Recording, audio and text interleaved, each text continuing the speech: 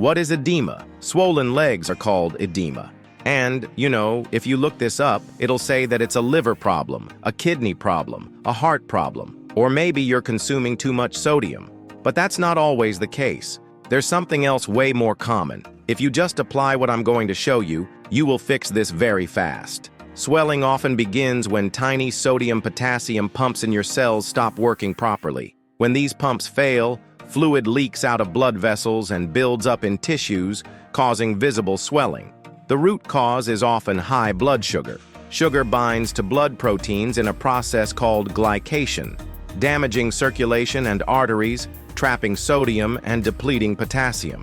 Over time, this can lead to numbness and tingling in the feet, even in those who aren't diabetic. 3 key nutrients can help restore proper fluid balance: potassium, magnesium, and vitamin B1. Potassium plays a major role in keeping fluid inside the cells, but the body needs around 4,700 milligrams a day, much more than most people get from their diet.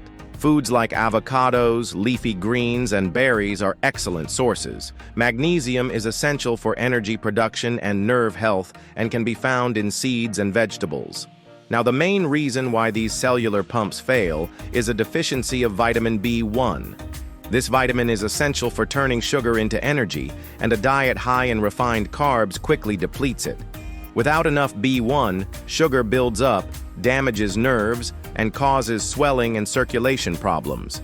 B1 also protects against glycation, where sugar sticks to proteins in the blood, permanently damaging cells.